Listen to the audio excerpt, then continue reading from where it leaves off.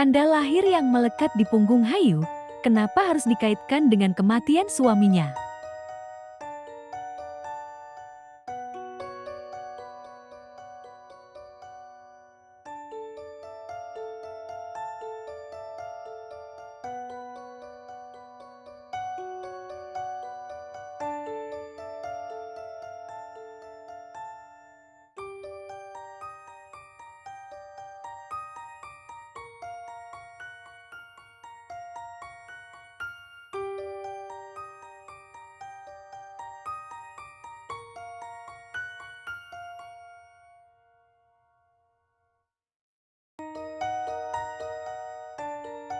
Apakah benar dirinya adalah seorang perempuan Bahulaweyan?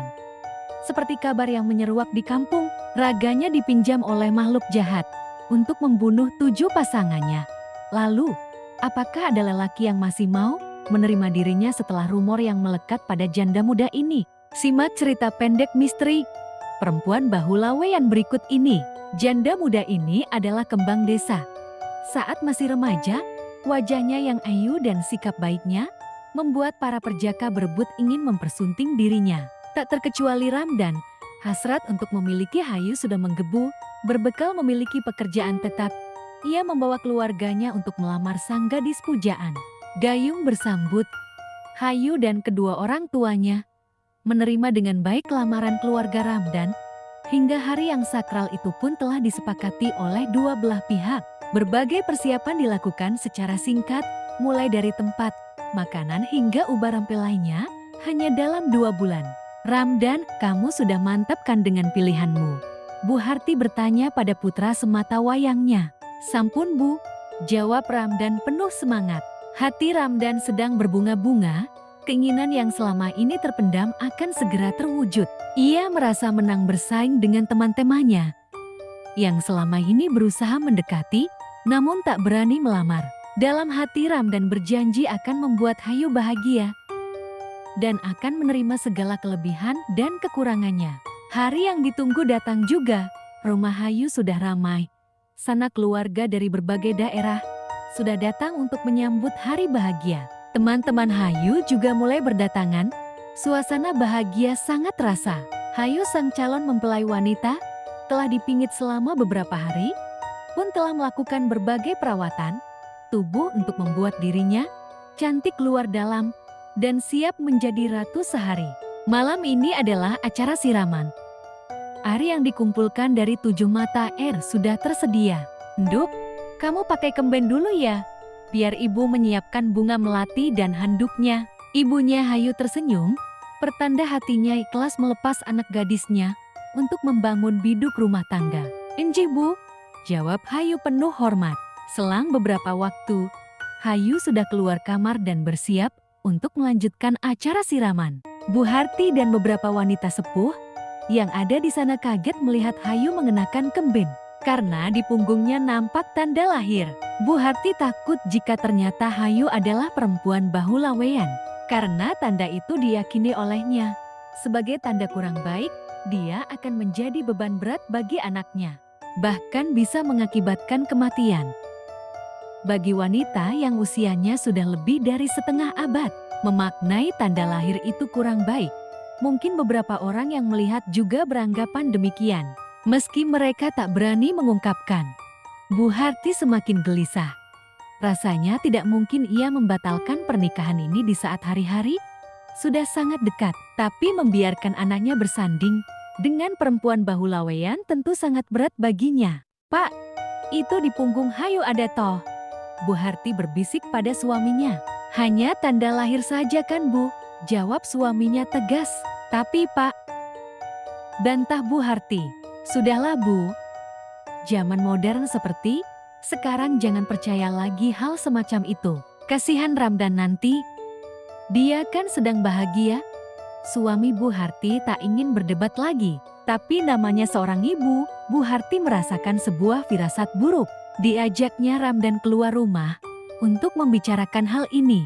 Le, bener kamu sudah mantap, selidik Bu Harti yang hanya dibalas senyum oleh sang putra. Ramdan bingung dengan ibunya yang masih mempertanyakan hal ini. Sementara akad nikah akan dilaksanakan besok pagi. "Ibu kenapa? Bukannya ibu juga sudah mantap menjadikan Hayu sebagai menantu?" Akhirnya Ramdan buka suara.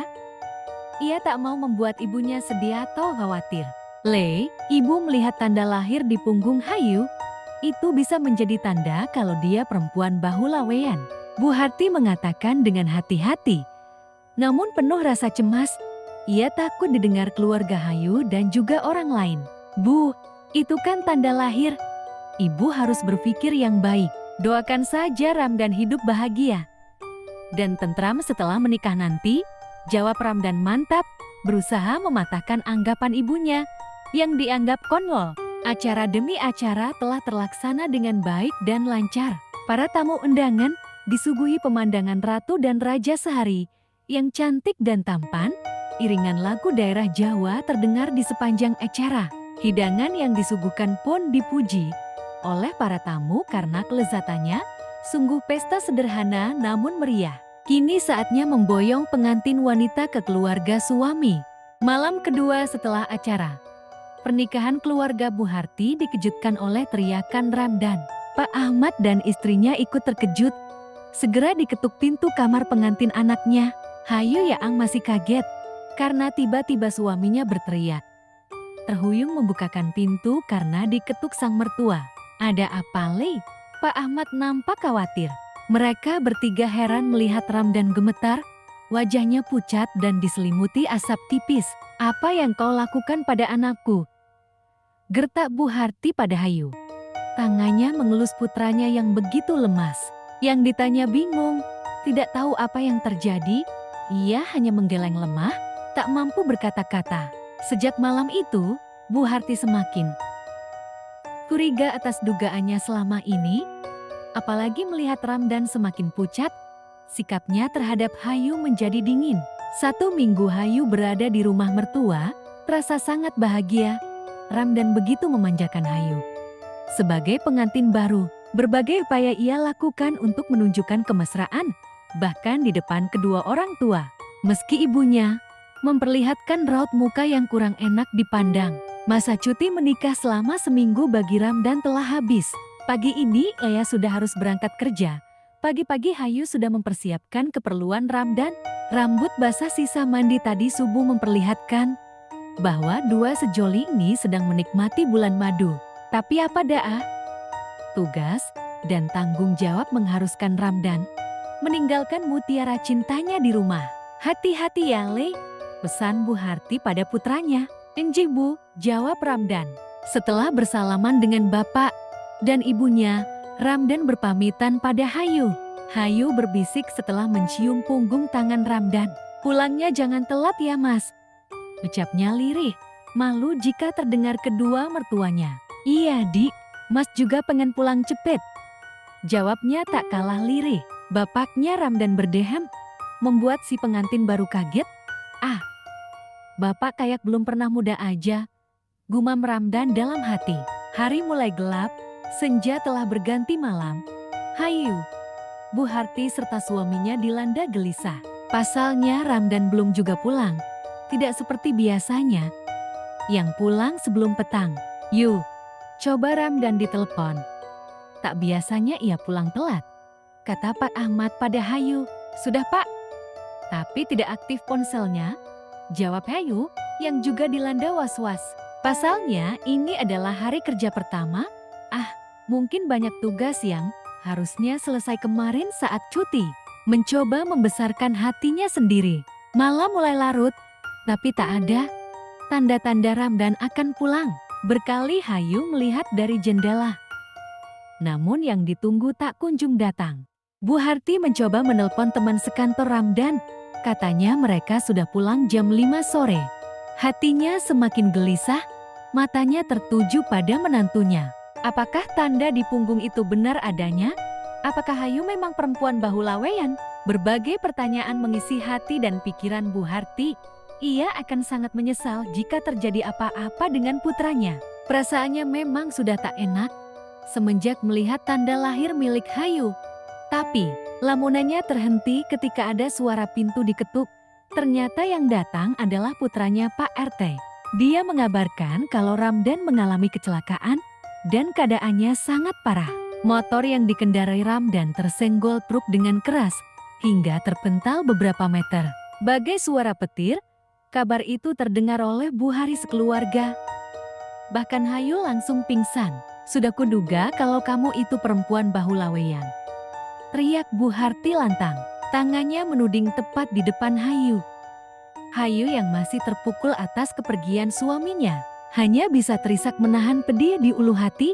Teganya ibu mertuanya menuduh dialah penyebab kematian Ramdan. "Jika Ramdan dan bapak mau mendengarku saat siraman itu, pasti tidak akan terjadi seperti ini." Suara Bu Harti semakin lantang. Suaranya terbata karena menahan tangis. "Sudah Bu, ini namanya musibah. Tidak perlu menyalahkan siapapun." Pak Ahmad mencoba menenangkan sang istri yang berkali-kali menuding pada Hayu. Air mata tertumpah saat pemakaman Ramdan. Sanak keluarga, teman kerja dan para tetangga tidak mengira jika Ramdan akan berpulang secepat ini. Bahkan saat dia berbahagia karena baru saja menikah, kesedihan terlihat jelas di keluarga ini. Hayu tersentak, lamunan kebahagiaan bersama almarhum suami yang baru dirasakan seumur jagung terkenang kembali. Gundukan tanah kering di depannya selalu didatangi tiap nyadran seperti ini. Ini adalah tahun ketiga sejak kepergiannya. Bu Harti masih memandang sinis tiap bertemu Hayu. Beberapa peziarah selalu memandanginya, menganggap dia sebagai penyebab kematian Ramdan karena dia perempuan bahu laweyan seperti rumor yang telah beredar. Hari ini Hayu tidak sendiri. Dia datang bersama pria yang akan segera mempersuntingnya. Pria dari kota yang bekerja sekantor dengan Hayu. Tatapan warga terlihat sinis, menatap sepasang orang yang berdoa di samping pusara. Bahkan di antara mereka tega menyeletuk, "Serap nyawa saja kek."